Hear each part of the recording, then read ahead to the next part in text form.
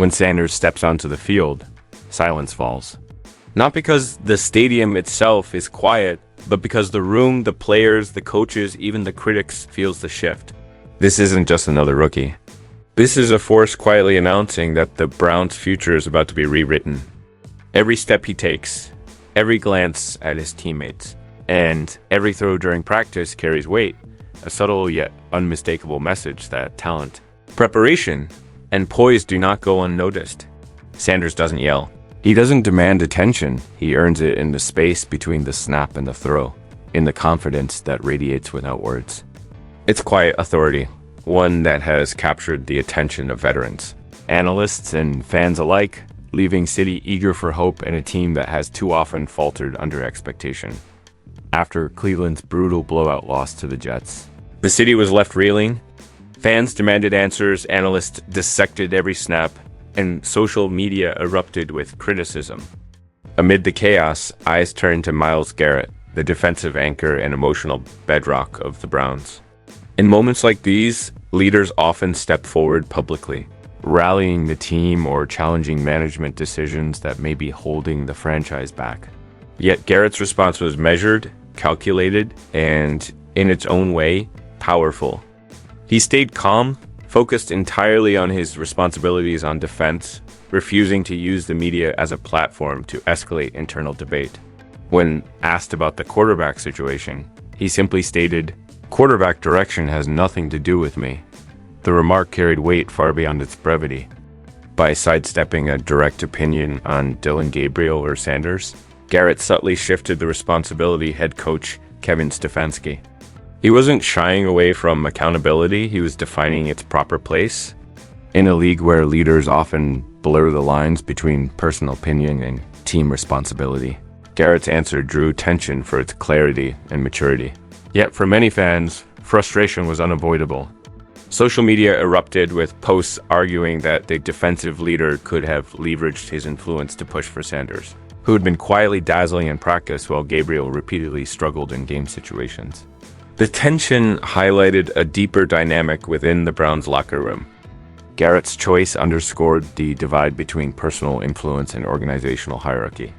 While his respect for the chain of command was evident, it also left fans wondering whether internal advocacy alone could ever alter the team's trajectory. Sources suggested Garrett had privately voiced his support for Sanders to the coaching staff, reinforcing that leadership doesn't always require a public statement. In the aftermath of the loss, Garrett's calm approach became a case study in emotional intelligence. He avoided reactionary commentary, remained fully engaged with preparation, and allowed Sanders' own performance to define the narrative. Every precise throw, every successful read, and every confident command on the field became a silent dialogue between veteran and rookie, signaling that leadership and talent do not always need words to be felt. Kevin Stefanski's loyalty to Dillon Gabriel, however, has become a lightning rod for scrutiny. In a league where offensive efficiency often determines wins and careers, the Browns' inability to sustain drives has drawn harsh criticism. Gabriel, on paper, possesses experience, arm strength, and system familiarity, but on the field, hesitation on deep throws, repeated errors under pressure, and poor pocket awareness have left the offense stagnant. Over 6 sacks in a single game underscored the problem, exposing not just technical flaws, but also mental hesitation and a lack of command. Meanwhile, Sanders' practice sessions tell a different story. Crisp footwork, rapid decision-making, and pinpoint accuracy that consistently put the offense in scoring positions. The contrast between the two quarterbacks is stark and growing increasingly impossible to ignore. Cleveland's offense, which once showed sparks of potential, now resembles a team caught in limbo. Drives stall at critical moments, third downs are repeatedly failed, and turnovers creep into statistics that define the narrative of frustration. Every stalled drive amplifies the sense that the team is capable of much more, yet is being held back by conservative or rigid coaching decisions. For Sanders, watching from the bench is a test of patience, but also an opportunity to study, learn, and prepare for the moment when his talents can no longer be ignored. Each snap he observes becomes a lesson in timing, strategy, and reading the defense. Each misstep by Gabriel cataloged, analyzed, and transformed into mental preparation for the opportunity that inevitably looms. In the quiet of the sidelines, Sanders absorbs every nuance of the game, the defensive shifts, the patterns that emerge, the subtle weaknesses in coverage, and he visualizes how he would respond, how he would turn hesitation into advantage, how he would convert failure into opportunity. While the offense struggles, the tension in the locker room is palpable. Veterans exchange subtle glances of frustration. Offensive linemen shake their heads after missed blocks, and receivers mutter quietly in disbelief when routes break down. Sanders witnesses these moments with a calm intensity, aware that leadership is not just about shouting or commanding.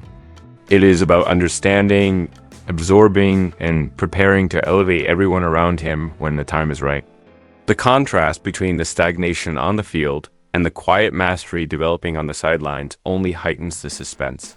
Fans watching from home feel the same tension. They see the raw potential, the flashes of brilliance in practice highlights, and they demand to know why the young quarterback isn't given the reins already. Coaching decisions, or the lack thereof, compound the frustration.